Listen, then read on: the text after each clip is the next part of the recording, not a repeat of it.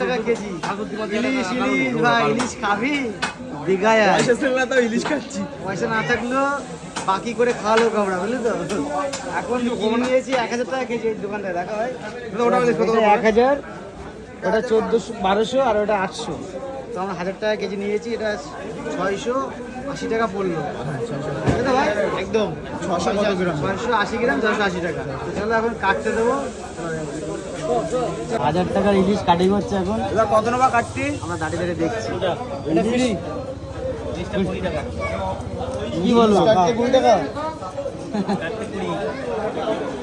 কি বলো? 20 টাকা নিলে হবে? 20 টাকা নিলে হবে? বেশি হয়ে যাচ্ছে, 10 টাকা নেবা। তাহলে 30 টাকা দাও। 30 টাকা তাহলে কম হয়ে যাবে না? ইলিশ নিয়েছি বলে কিন্তু দাম বেশি। 10 টাকা 10 টাকা। আটটা শাড়ি ইলিশ নিলে একটু দাম বেশি।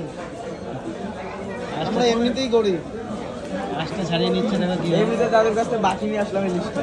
তো আর তস হয়েছে না, এখন খাবো ইলিশ। ইলিশ কাটাই, সেই ইলিশ সর্ষে দিয়ে 1000 টাকা কেজি ওজনে হয়ে গেছে। তো এখন কাটিং হবে, দেখো আমরা ভিডিও করতে হবে। কাটিং হবে, দেখো কী করে কাটিং করছে দেখে নাও। দাদার বডি অনেক ছোটো, বাজারের সবচেয়ে ছোটো বডি মনে হয় দাদার কাছে। ছোটো বডি তো অসুবিধা হয় না, অভ্যাস। ইলিশ কাটিং হচ্ছে ভাই, 3 জনই খেয়ে পারবি তো? বাড়ি নিয়ে চলে যাবে। দাদা কি মনে হচ্ছে, ডিম হবে না তেল হবে? ডিম হয়নি। তুই খেতে পারবি? সবটা খেতে পারবি না? বাড়ি নিয়ে যাবো, রেখে দেবো। সকালে আবার খাবো। সকালে বাড়ি যাওয়ার আগে আমি ভাই 3 পিস ইলিশ, আমার ফেভারিট 3 পিস আমি একা খাবো। 3 পিস দেওয়া হবে না তোমার? 3 পিস